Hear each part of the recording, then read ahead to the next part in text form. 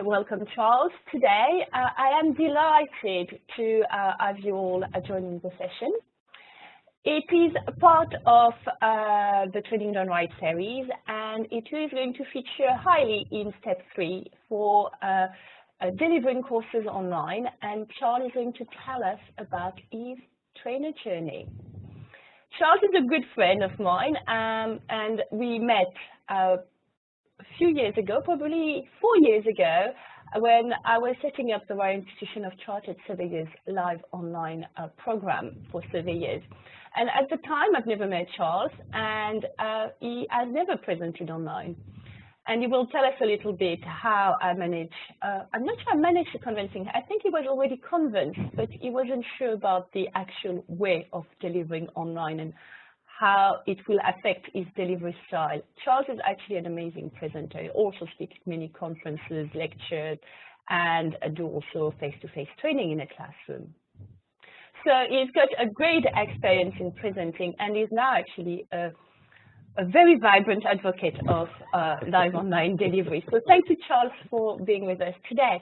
I am also delighted to have Joe Cook from with well known for a blog, Lightbulb Joe, and with also the deputy editor of Training Journal. So thank you, Joe, for joining us. Joe is also an amazing presenter, an online facilitator. She's written a lot of articles that has really inspired for Training Done Right, and we're very excited to have you on board today. So thank you very much, Joe.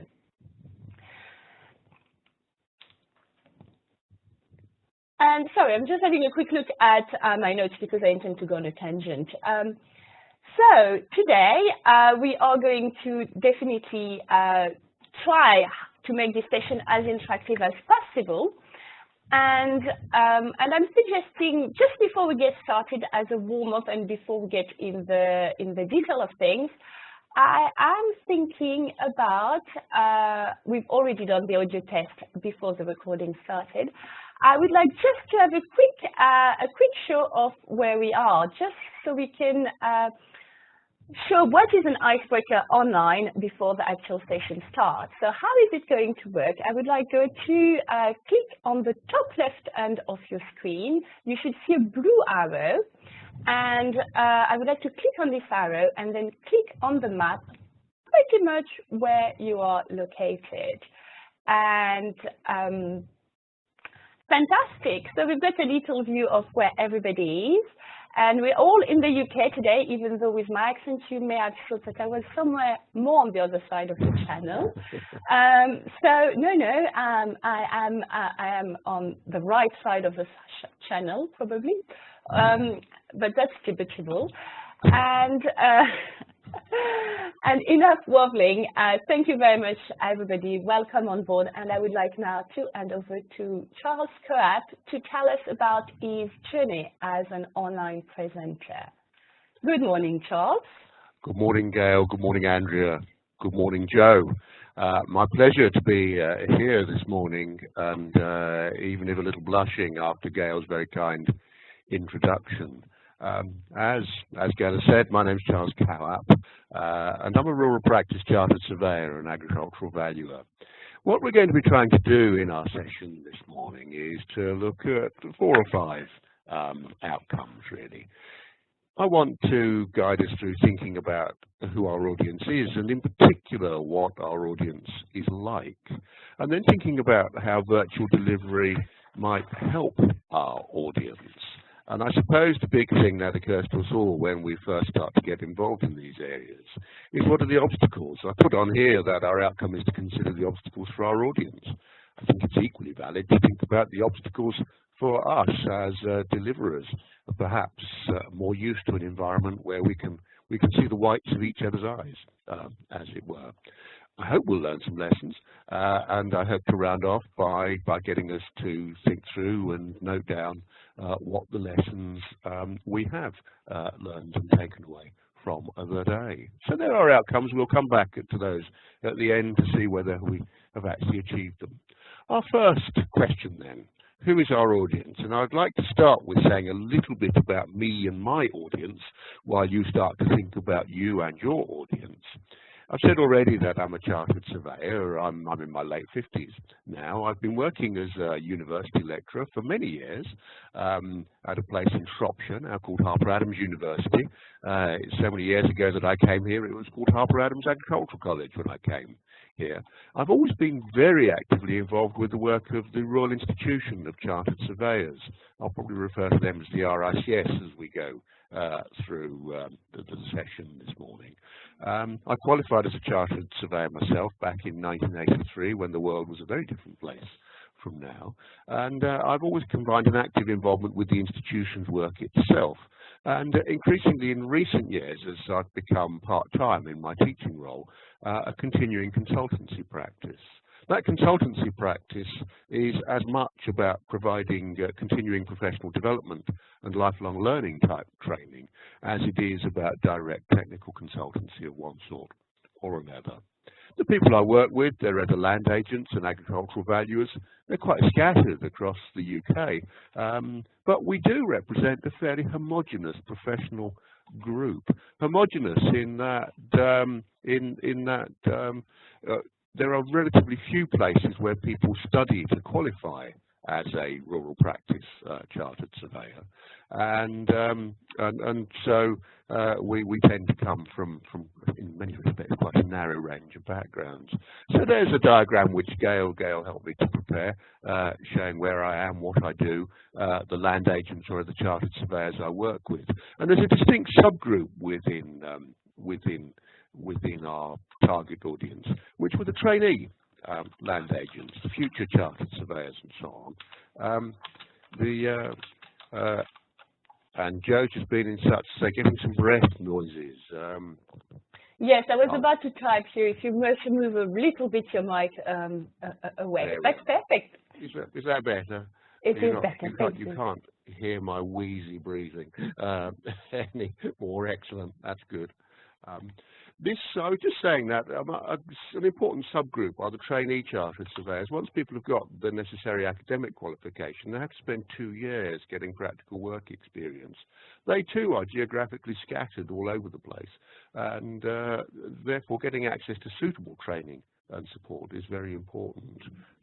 Gail rather cheekily put the clarinet down on here as well. That's because I sometimes play the clarinet in my spare time. What Gail may not know is that I even bought a somewhat larger clarinet called an alto clarinet this summer when I was unwell for a few weeks. So I've been making even worse noises this morning. What do our target audience do? As I say, a lot of them are self-employed. A lot of them are spread across the UK. They all share an obligation to undertake a certain amount of continuing professional development every year. This has to be recorded and notified to the Royal Institution of Chartered Surveyors, and a certain amount of it has to be what the institution calls formal CPD. Formal CPD is distinguished by having proper formal learning outcomes rather than the more informal learning that takes place by reading around the technical journals and those sorts of things. So that's a little overview. What sort of work do my target audience do? What sort of work do I do? A lot of our work is about advising farmers and landowners, for instance, how to hang this gate properly. Traditionally, our origins are to be found in the management of rural estates and other rural land, working as what are called land agents or estate managers in England. In Scotland, the job's more often known as a factor. A big part of that is trying to help clients to capitalise on development opportunities where they can, and coupled with that, the valuation of property for all sorts of purposes, anything from taxation, compulsory purchase, sales and purchases, and all sorts of other reasons for which property valuations are needed. Along with that comes dealing with compulsory purchase and similar proposals, all these infrastructure proposals that are going on up and down the country. And agricultural tenancy matters are a very, very important part of our work, both working with tenants and landowners to set up tenancies in the first place, managing those tenancies while they continue and also dealing with what happens at the end of them, be that succession of a new tenant into the farm on the death of father, or other arrangements come the end of a tenancy. So it's quite a wide range of work supporting the rural economy in one way or another. And as you would expect with any group of consultants who are actively involved in working with the rural economy, we're therefore to be found all over the countryside. That makes us quite a different group of chartered surveyors from the people who tend to deal with commercial property. They by their nature tend to be concentrated very much in the main city centres. The implication of that for online delivery is that it's much more easy for those men and women to get together at lunchtime or particularly after work for technical update meetings. Whereas for the rural cousins, we invariably end up having to travel quite a long way to go to conferences, and therefore reluctant to go to things which might only be an hour or two, would rather go to things that are more substantial in length in order to justify the travelling. I think you can go see where I'm going with this in terms of the attraction of online delivery for my particular target group, and we'll start to think about your particular target groups now as well. The last thing that my target group get very heavily involved in is buying and selling rural land, because for a lot of them an important source of their income is straightforward rural estate agency work as well. Some of the names which are well known in this area, companies like Savills, Stratton Parker, are major employers of land agents, people from my target audience, but equally the National Trust is a very large employer of people in my target audience as well, also government departments, local authorities and the like. So quite a wide spread of organisations, quite a homogeneous area of work, although some would be very much more specialised in some areas than others, but a common cultural and professional background through the training that we all had to go through to qualify. Some of the challenges of working with my particular target audience included their expectations for good quality CPD. They're having to pay for this. Generally, the material they experience at conferences and seminars is of a good quality. It tends to be bang up to date. It tends to be topical. So the point in this circle about changing content and keeping up to date with the latest developments. For example, currently we're all pondering the implications of Brexit for farming support in this country, so we can advise our clients on how to adapt to the new world order in that way. There are new rules coming through on compulsory purchase. Tax rules change all the time, so there's a lot for us to keep up to date with. Accessibility. At one level, it's very attractive to be able to sit down at your desk first thing in the morning and log on to a web class. But there are other worries about accessibility in terms of the estate office, which is up the far end of a Scottish glen, which may have very poor broadband connections. By and large, we managed to deal with that, I have to say. There's another issue with accessibility, which is the digital confidence of some of the older members of the profession who, dare I say it, are still somewhat traditional in their office practices, using secretaries and typists for a lot of the work that involves keyboards rather than doing it themselves. That's no problem at all with the younger members, of course. This is also a target group which, although it's happy to pay for CPD, expects to get it rather cheaper than the expensive conferences which you see laid on for top-level property lawyers and tax consultants and the like. They're also quite a sociable group as a professional audience, I always find. I certainly find that land agents and agricultural valuers are far more chatty when they get together than groups of accountants specialising in rural work for a moment ago. So I think quite a few challenges in there that we had to recognise. Would people sign up to go online? They would want stuff that was good quality, bang up to date and relevant. They wouldn't want to pay too much for it.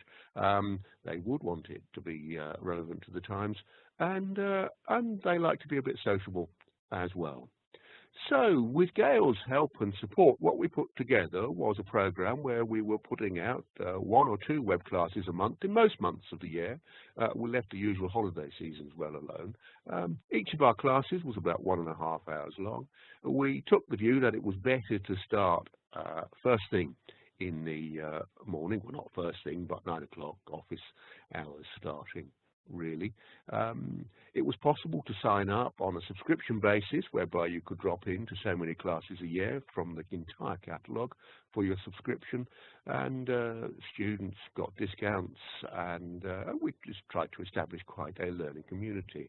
And I think it's fair to say that Gail and I managed to do that pretty successfully. By the time we were well into our second season, we clearly had a little core of regular supporters who seemed to sign up to our web classes no matter what the subject was, and I think we'll be fair to say we're probably satisfying their entire minimum annual CPD obligation by taking part in our web classes.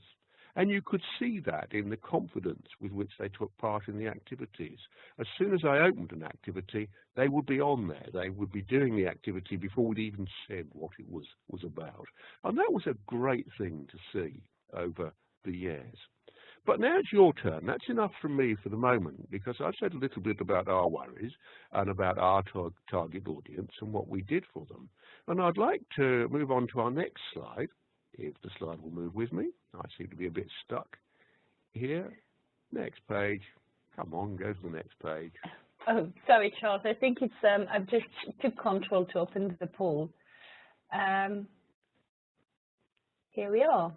There we are. We should have a poll opening now. Thank you very much, Gail. This will give us a little experience as a group, and we'll give you all an opportunity to use a poll if you've not done one before. So, first of all, your age group, if you just could click in the appropriate box.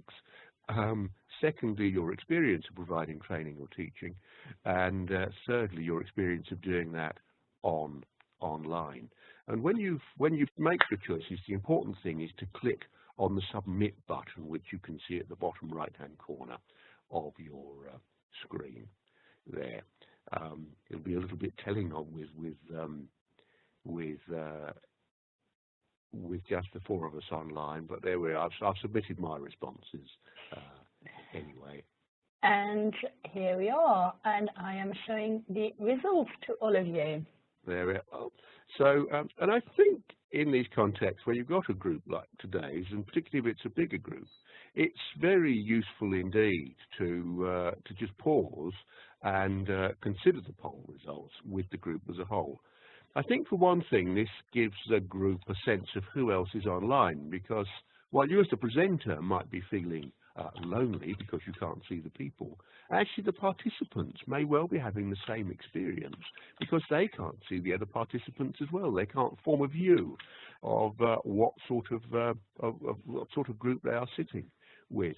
So looking at our results today, we're fairly spread across the age ranges, and looking at our general experience, we've got quite a lot of experience between us of classroom-based delivery, if I can call it that, but our experience of providing online support is clearly pretty spread across the piece as well. So we come to this from a variety of backgrounds, one way and the other, and these questions are very easy to devise them, but they're very useful for getting the audience actually to be doing something which allows them to say something about themselves and learn something about the rest of the group as well.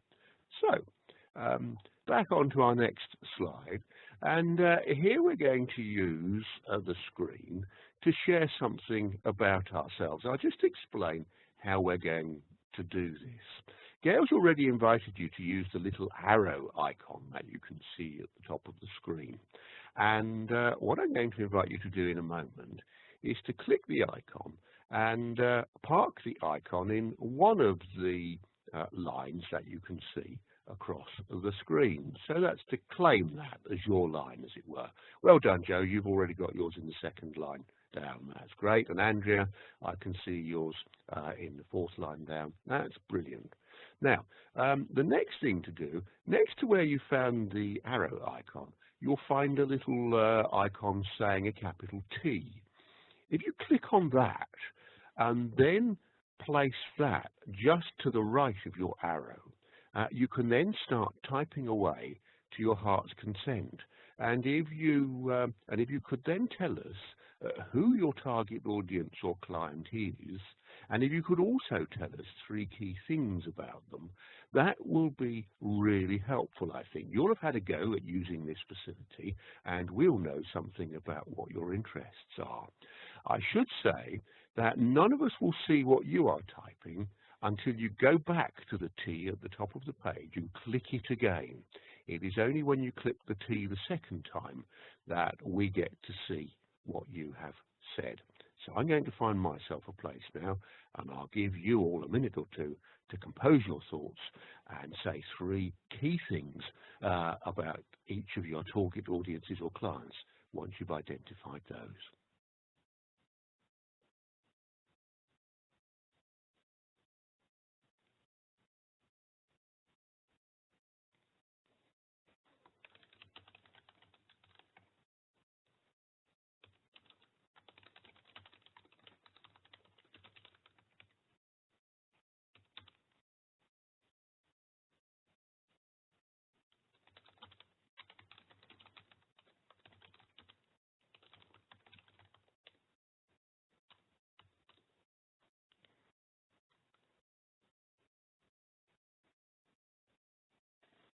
And I think that's great. I think you're getting the idea with that. And what it's useful to do, please, by all means, carry on putting in the contributions there. I think you can see a number of features about this already that are useful, and I hope you found it useful to be able to try this and share our views on it.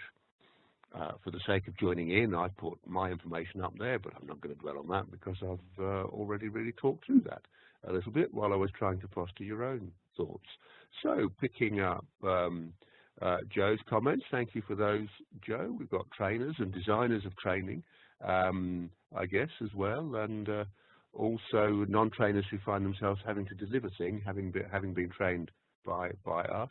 And as you say, wary of technology, that's not unlike my group, really. It's good that they're engaged and they want to learn more. What better motivation than that to get started with things? Such a familiar thing, that, isn't it? They don't know what they don't know.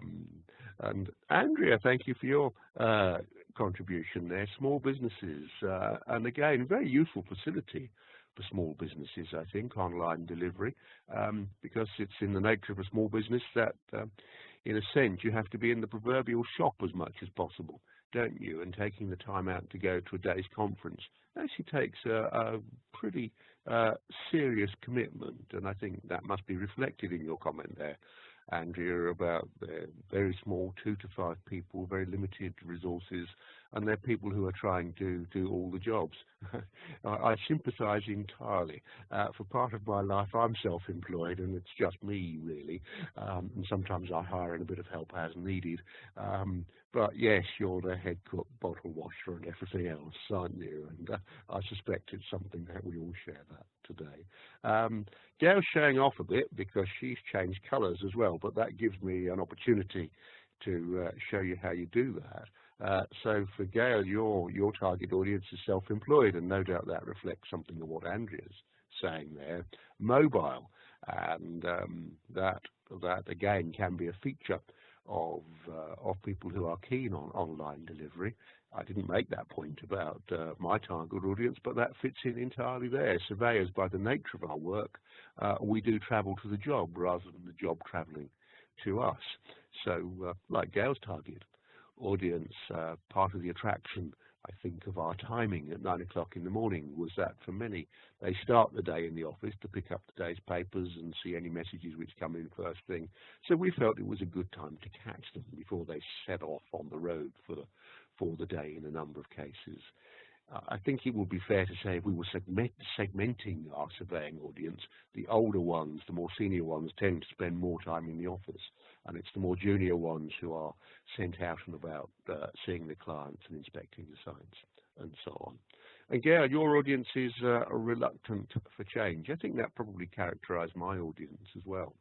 You'll note there that Gail has changed colour in the swimming lanes as well.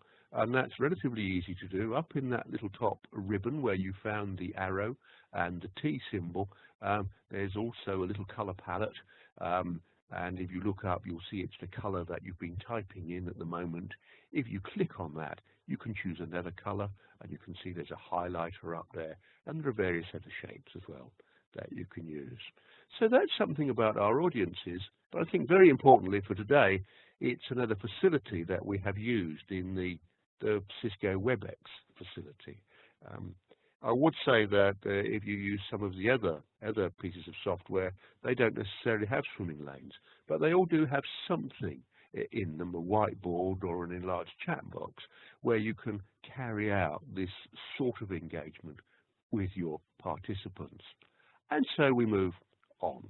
And on this one, this is the same approach really, just to continue practicing what we've just done on the last slide. And again, if you'd like to select your own lane on the slide, park your arrow there and use the text tool as you did last time to tell us something about the positives for your audience of online participation, but also what you see as the deterrents and obstacles for them as well.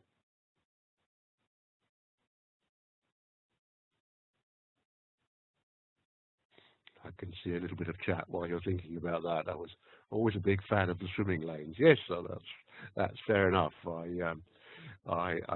Actually, when the RICS moved over from Cisco to Adobe as a form of presentation, I was very sad to see the loss of the swimming lanes. But I'm glad to say that actually there are other facilities which we were able to use to equally good effect, in my opinion. So it still worked, and it still worked fine on the new system.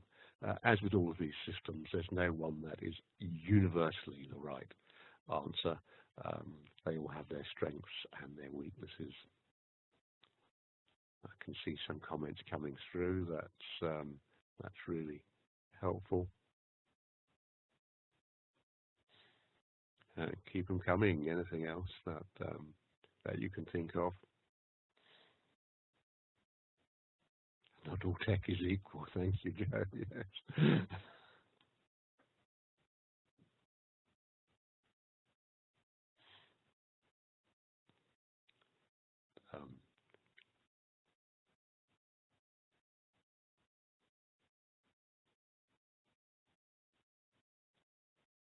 Yeah. So that's good. Andrew, I don't know if you might have one or two points to make about positives and deterrents. And Gail, you don't have any deterrents or obstacles. It's all positives. I wish, John. I wish so much. Yeah, Gail and I pondered very carefully how to phrase the headings of these two columns as to whether it should be positives and negatives, but we thought negatives didn't quite catch what we were after, really. So I think we've got, again, some useful comments coming in, and there are common themes there, aren't there? Joe, you've mentioned time to develop their own skills, and no doubt that is partly connected to Andrea's fear of technology, and for that matter, Gail's point about not always good internet access and so on as well. But there are some positives there as well, and I think, as with so many of these things, isn't it the question of recognizing the obstacles and the deterrents, and of actually working with the positives? And starting that is what we've done today, of actually identifying what they are. Let us move on, and we're going to use the chat box for this now, and really that's your audience. Now I'm thinking about you. Because you is just as important to making this work, in my opinion. And I'd like you to use the little chat box at the side there. You'll see that if the chat box isn't already open, you'll find a little blue banner called chat, and if you just click on that, you'll be able to see all the chat that's been going on. Then you'll see a box at the bottom that says send to all panelists, and that's what we want is, I think, all panelists, isn't it? Gail rather than all attendees for that. And then there's a little white box under that with nothing in it. You type away in there, and when you're happy with what you've typed, you press on send. And again, we can't see who it goes to until you press on send. So, and Joe, so I think yes, we have a choice of, oh no, we do have all participants. Yes, sorry, I hadn't wound it up. If you send it all to all participants, we all get to see it. Thank you very much for that, Joe. Yeah, all participants is who to send it to. So a few key things that attract you to the form of delivery, and a few worries about it as well. If you want to send us the attractions before you send us the worries, please feel free to do so.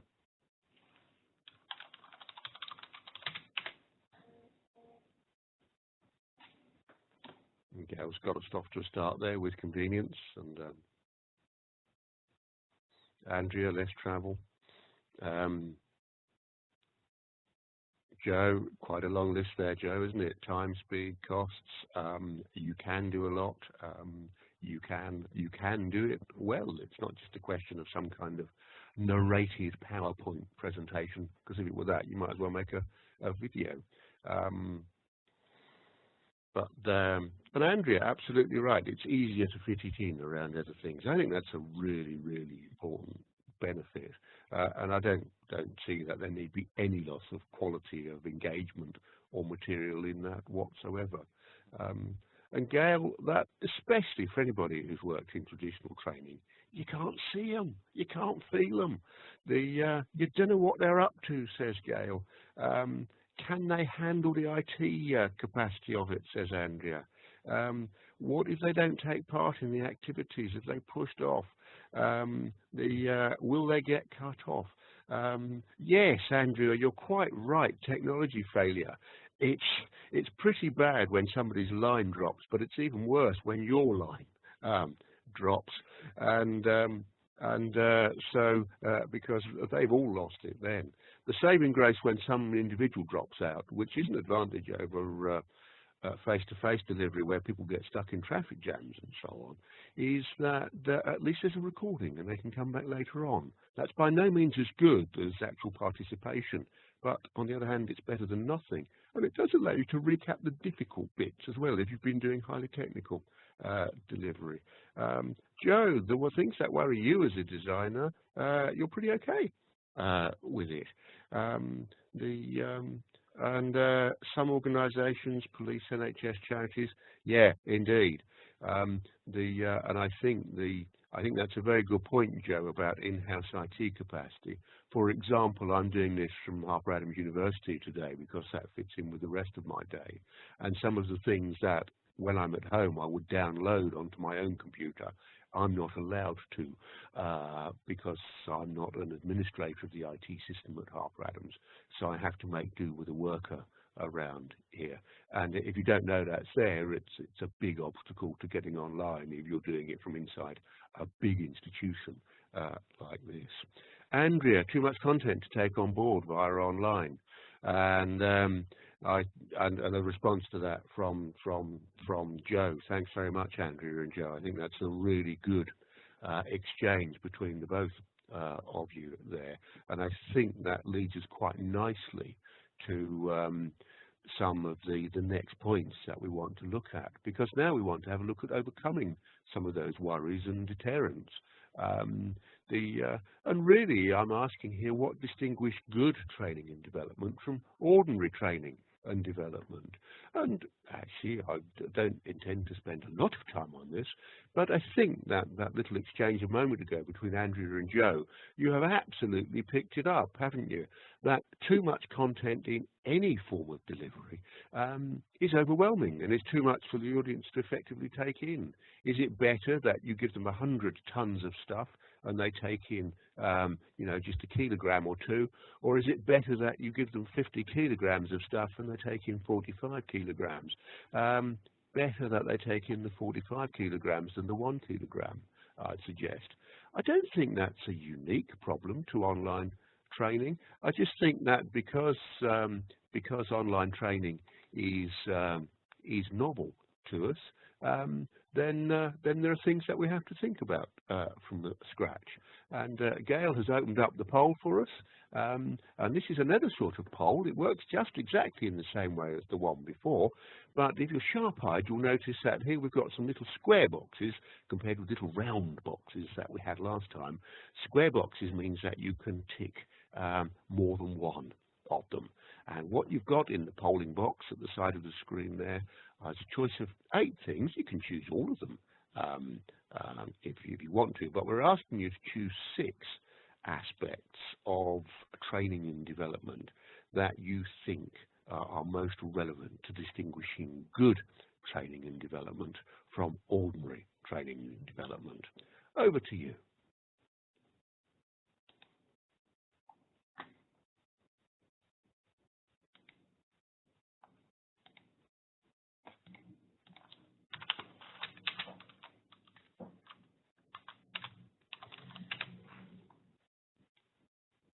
Takes a bit of thinking because you've got to decide which 2 you're going to drop.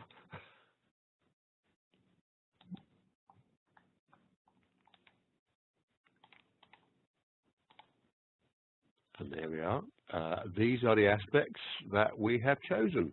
And how interesting that none of us have gone for complete subject mastery by the presenter. Not a single one of us has chosen that. And yet we're dealing with different groups, and we're probably dealing with quite different requirements for training. And I think we've quite rightly recognised that thinking about delivery is by far more the important thing there. I hope everybody can see the results. I think we can do. For charismatic and entertaining presenters, oh, there we are. The poll results are jumping about all over the place. Can we have the poll back, please, Gail? They are back. Sorry, Charles. They are back. You just need to go back into the poll. Yeah, that's it. I've got it. Thank you. I can see it. I was getting myself a bit confused there. But looking at the big ones, subsequent application and reflection, absolutely no surprise that we all chose that. Relevance and focus, absolutely no surprises there. Presenter and client or trainee engagement, no surprises there either. Coherent organisation, absolutely. Clear, well-defined outcomes and aims. Yeah, I would always put a huge emphasis on that, because without that, you really don't know what you're trying to achieve at the end of the day. And the charisma of the presenter, well, some can do it with some audiences some of the time. I don't think anybody can do it with all audiences all of the time. It's nice as a bonus, but I think in the real world, we have to just deal with that as we find it. So how does online delivery change the mix? What are the additional challenges? I think that we have surfaced some of those. Online engagement, are people taking part, or are they checking their emails, gone off to make a cup of coffee? But the additional benefits, yeah, I think we have seen that there are additional benefits to time-pressed, diversely scattered participants and so on, and those additional challenges. I think some we can see that they're at our end, some are with our participants' end. I hope one of the things that we can take away from today's class, if you've not taken part in online delivery too much, is that actually just doing it is the best way to overcome the fears of online challenges and so on. For the presenter, I think, especially in the early days, there is that fear of, I'm just speaking to myself in an otherwise empty room. Sometimes I like to put my BBC newsreader head on when I'm doing that and think that I'm Alvar Liddell bringing news of fresh disasters around the globe or something like that. And additional benefits clearly there too. I'm going to move on to the next slide and make a point really about evolution or revolution. Do we adapt what we've done before, or do we start again? I don't think there's a clear answer to this, but I do think it is fundamentally a question of design. And those points, those good points about design that you all mentioned a moment ago, start with what it is you're trying to achieve. Why are we all here today? What are the characteristics of our audience on this? Do you throw away everything that you've done in the classroom before and start again, or can you involve what you've done before, or in practice is it a bit of a mixture of the two? And Gail's just thrown out the question there. You know, is it a question of starting again or what? And Joe, you come in with a comment. It depends on various things. It can feel like a revolution. When Gail and I were talking about this the other day, we made the point that we almost forget what it was like when we first started off doing conventional room-based delivery. You know, that first time you went into a classroom, how nerve-wracking it was, how much time and thought you put into preparing good classes or sessions and so on, you know, how you fretted and worried about that, and no doubt how you still fret and worry about it now, but you know, some of that stuff starts to become more easy and more instinctive, doesn't it, as well, over time, and you learn from the experience. I'd suggest that when it comes to online training, you're going back to those early days.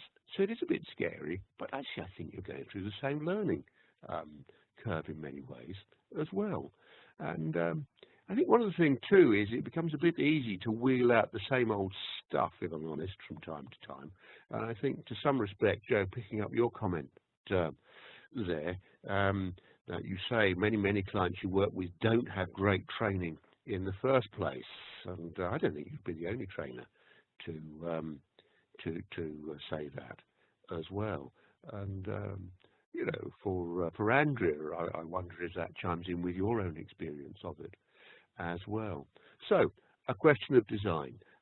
Designing not only technically what you have to cover, which can often be a feature of the bad training, I think you'll probably agree, let's ram all this in because it's what they've got to know, but actually thinking very carefully about how you're going to get it across rather than what you're going to get across.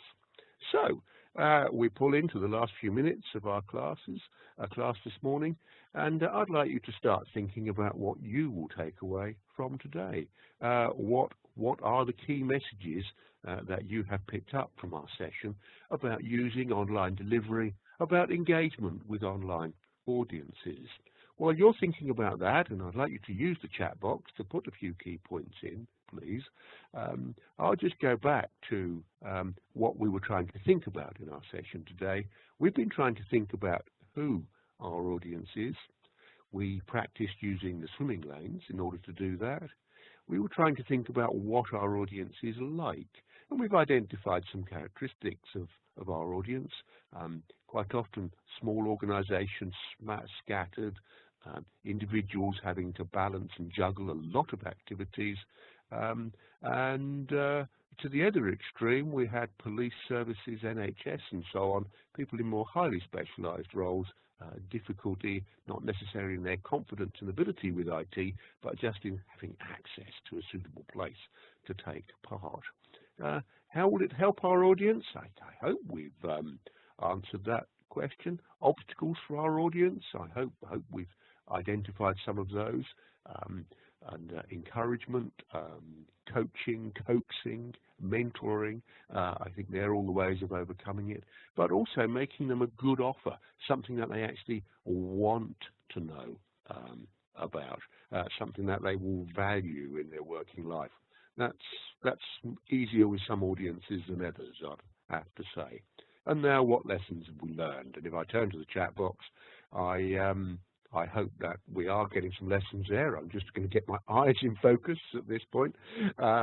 So, Andrea, you've found the tips for engagement useful, so they're good takeaways. Yeah, and I think both Gail and I would say that when you can't actually be there with an audience and see the duller moments. Actually using these ways of engaging is really important, so that the audience have got a sense of engagement, and actually that you can see that you're getting responses from most of your audience as well. The polls are good for that, because you can compare the number of responses with the number of people who are actually claimed to be on the class at any one time. Joe, a calm and well-planned and delivered session is for people who are on the road to develop in their open mind and their skills. Yeah, I do. I think it's right to say that you need to put careful thought into how it's going to unfold.